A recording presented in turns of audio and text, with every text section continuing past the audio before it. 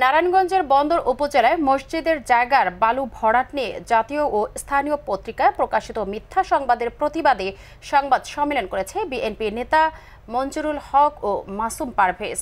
তারা সুস্থ তদন্তের মাধ্যমে প্রকৃত সত্য উদ্ঘাটনের দাবি জানান। সানাউল্লাহ মুন্সির রিপোর্ট। রবিবার রাতে আয়োজিত সংবাদ সম্মেলনে বক্তব্য রাখেন মসজিদ কমিটির সহসভাপতি মঞ্জুরুল হক, সদস্য মাসুম পারভেজ ও সেক্রেটারি আক্তার হোসেন।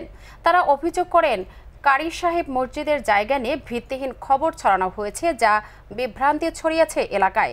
তাদের দাবি সুষ্ঠু তদন্ত করে প্রকৃত সত্য তুলে ধরা হোক এবং মিথ্যা সংবাদের বিরুদ্ধে সংশ্লিষ্টদের জবাবদিহির আওতায় আনা হোক। এই মিথ্যে সংবাদ প্রচারিত করেছে আমি নাকি এখানে এই বালুর থেকে চাঁদা চেয়েছি, অথচ এই জায়গা আমাদের এবং এই মসজিদের সভাপতি আমি, এই হিসাবে কিভাবে চাঁদা চাই।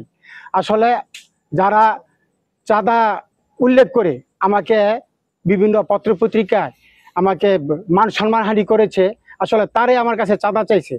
কারণ এই জায়গাটা, মসজিদের জায়গাটা তারা চাইছিল ব্যাটারি ফ্যাক্টরিতে 10 বছরের জন্য দেওয়ার জন্য, 10 বছর মেয়াদে দেওয়ার জন্য এই ভাড়া হিসাবে, কিন্তু সেটা থেকে আমি বিরত রাখছি।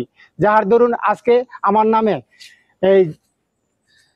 নামে আওয়ামী লীগের পেতাত্তা বিএনপির সাংবাদিকের ঘাড়ে চেপে এই বিএনপির নাম দিয়ে, আমাদের বিএনপির নাম দিয়ে মিথ্যা অপবাদ দিয়ে, অর্থাৎ মিথ্যা একটা নাটানো সাজক দিয়ে আওয়ামী লীগের পেতাত্তা দ্বারা আমাদের বিভিন্ন পত্রপত্রিকায় আমার নামে করা হয়েছে।